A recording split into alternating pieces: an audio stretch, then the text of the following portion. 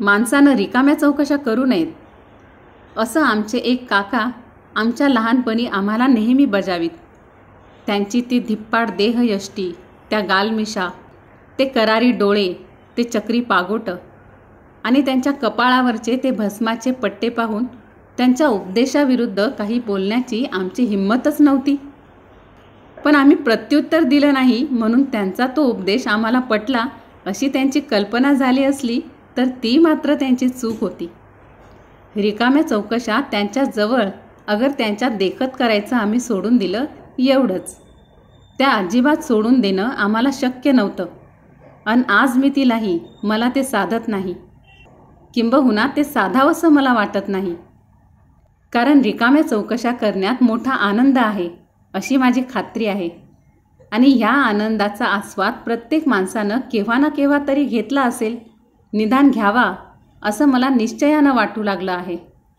आत्ताच पहा ना, रोजचा टाइम्स मी वाचला आहे, पण मी तो अजून दूर टाकून दिलेला नाही. जेवल्यानंतर वामकुक्षीसाठी बिछाण्यावर पडल्यावर मी तो पुन्हा वाचणार आहे.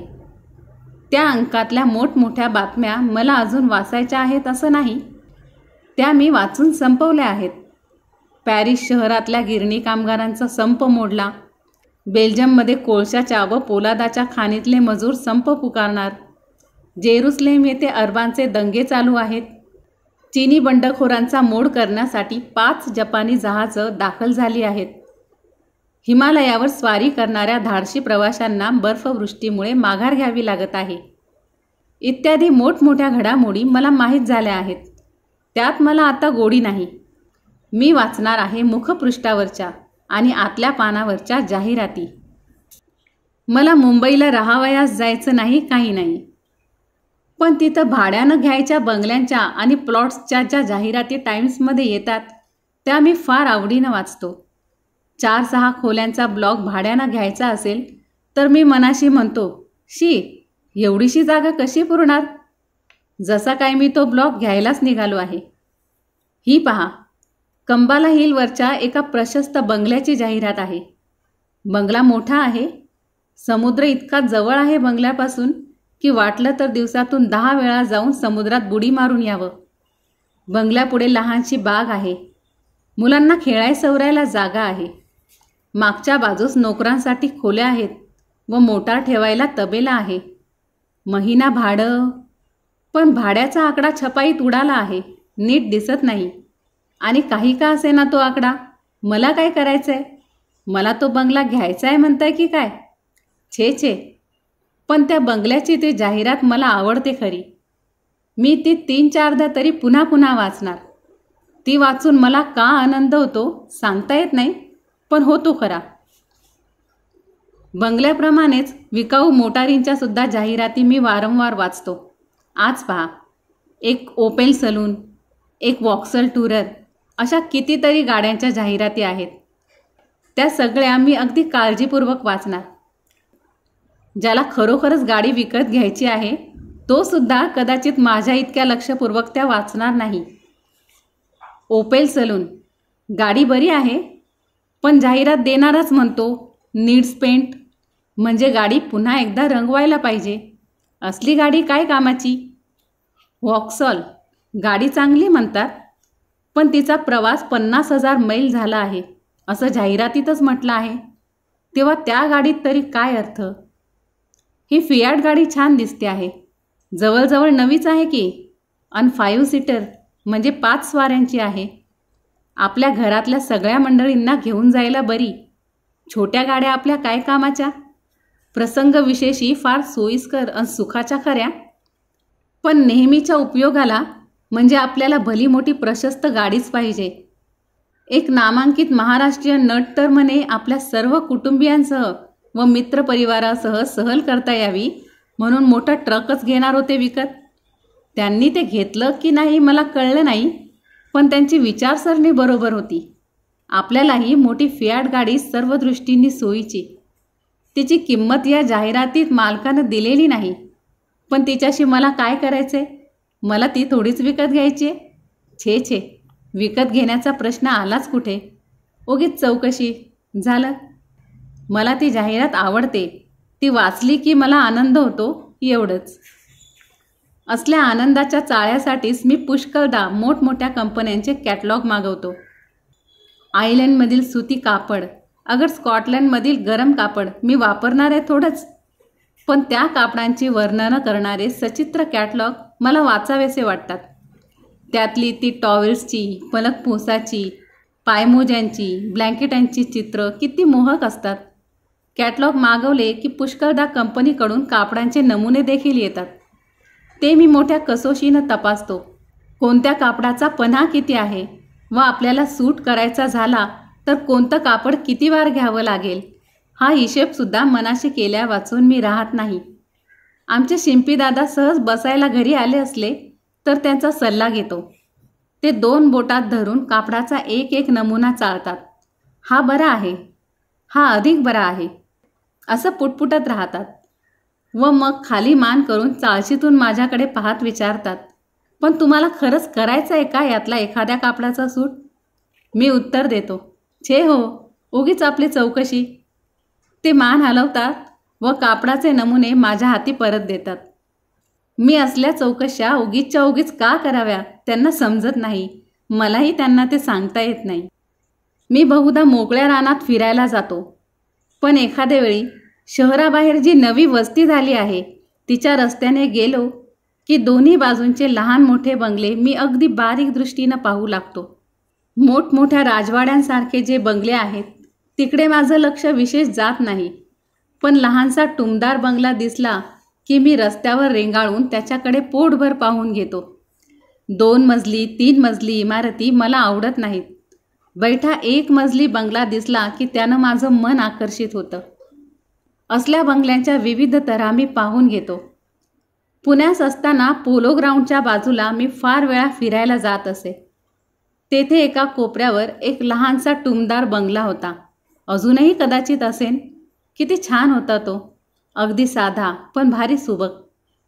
3 सांजा झाल्या की त्याच्या पुढच्या दालनात गुलाबी रंगाच्या दिव्यांचा प्रकाश पडलेला दिसे. त्याच्यासमोर रस्त्यावर एक छोटासा पूल होता. त्यावर मी बसे आणि त्या बंगल्याकडे घटकान घटका पाहत राही. एकदा संध्याकाळच्या वेळी त्याचा मालक फाटकापाशी उभा असलेला पाहून मी त्याच्याजवळ गेलो आणि त्या बंगल्याचा प्लॅन कोणी केला, त्याच्या रफकास्टच्या भिंतींना द्यावयासाठी कोणता रंग वापरण्यात आला, त्याला एकंदर खर्च किती आला इत्यादी सगळी माहिती मी विचारून घेतली. तसलं घर बांधण्या इतका पैसा माझ्याजवळ कधी साठणार नाही हे मला पक्क माहीत आहे. पण आपलं कधी न बांधलं जाणारं घर त्या तऱ्हेनं हुबेहूब असावं अशी माझी इच्छा आहे. त्या घराकडे पाहत राहिलं की माझ्या मनाला कसला तरी सूक्ष्म आनंद होत असे खरा. मी ज्या ज्या गावी गेलो आहे तिथे तिथे माझ्या अतिशय आवडीचं असं एक एक घर मी ठरवून ठेवलेलं आहे. रेल्वेच्या टाईम टेबलाचा सुद्धा मी पुष्कळदा असा उपयोग करतो. कलकत्त्याच्या, मसुरीच्या, दार्जिलिंगच्या गाड्या पाहून त्यात सगळ्यात सोयीची व कमी खर्चाची गाडी कोणती ते मी ठरवतो. त्या त्या ठिकाणच्या हॉटेलांच्या जाहिराती वाचून सर्वात चांगली उतरायची व्यवस्था कुठे आहे ते मी बघून ठेवतो. काश्मीरला जावयास कोणता मार्ग जास्त सुखाचा ते मोठ्या कसोशीनं मी तपासतो. त्या प्रदेशात प्रेक्षणीय स्थळं कोणती आहेत, लोकांच्या रीतीभाती कशा आहेत, भाजीपाला व फळं विपुल आहेत की नाही, नदीत राहण्यासारख्या बोटी मिळतात, त्यांचे दर काय आहेत, तिकडे जावयास सर्वात उत्तम ऋतू कोणता, त्या ऋतूत जावयाचं झालं तर कपड्यांची काय काय तयारी करावी लागते इत्यादी त्या गाईडमध्ये दिलेली सगळी माहिती मी अगदी लक्षपूर्वक वाचून ठेवतो. शिलोनला जायचं झाल्यास बोटीनं जावं की रेल्वे मार्गानं जावं याचा निर्णय करण्यास उपयुक्त माहिती त्या पुस्तकात दिलेली आहे. पासपोर्ट घ्यायला पाहिजे हेही सांगितलं आहे. कोलंबो वगैरे शहराच्या आसमंतात प्राचीन संस्कृतीचे अवशेष कुठे कुठे पाहण्यासारखे आहेत त्याबद्दलही वर्णनं आहेत. तो सारा मजकूर मी नजरेखालून घालतो. एकदा माझ्या लिहिण्याच्या टेबलावर या प्रवासी पुस्तकांचा भारा पडलेला पाहून व ती वाचण्यात मी गुंतलो आहे असं बघून मला भेटावयास आलेल्या एका गृहस्थांनी विचारलं, प्रवासाची तयारी आहे वाटतं. मी म्हटलं, नाही बुवा. ते म्हणाले, मग ही टाईम टेबल कशासाठी चाळीत आहात? त्यांना काय सांगायचं. मी मनाशी हसलो व त्यांना विचारलं, काय चहा घेणार की कॉफी? टाइम्सच्या मुखपृष्ठावरच्या आगबोटींच्या जाहिराती देखील माझ्या आवडीच्या आहेत. P&O कंपनीच्या, लॉईड ट्रिस्टिनो, एलरमन, डॉलर लाईन इत्यादी सर्व कंपन्यांच्या बोटींची नावं, त्यांची वजनं, त्यांच्या सुटण्याच्या तारखा मी वाचतो. ही पहा, 24,000 टन वजनाची स्ट्रॅथमोर नावाची बोट. या बोटीनं मी इंग्लंडला गेलो तर जगप्रसिद्ध विम्बल्डनचे टेनिसचे मोठे सामने मला पाहायला मिळतील. ही बोट फार मोठी आहे व तिच्यावरच्या सुखसोयी फार नावाजलेल्या आहेत. दिवसातून 6 वेळा खावं, पोहावं, गाणं ऐकावं, खेळ खेळावे, नव्या ओळखी करून घ्याव्या, मौजच मौज. निवांत वेळ मिळून लिहिणंही खूप होईल आपलं. काही लोकांना बोटीत मळमळतं आणि केबिनमध्ये पडून राहावं लागतं म्हणतात, पण मला तो त्रास खचित व्हायचा नाही. कारण लहानपणापासून मला झोपाळ्यावर बसून मोठाले झोके घेण्याची हौस आहे. तेव्हा बोट हलली तरी मला मजाच वाटेल. किंबहुना दर्या खवळलेला असला म्हणजे तुफानाची काय अवर्णनीय शोभा असते ती आपल्याला पाहायला मिळाली तर बहारच होईल.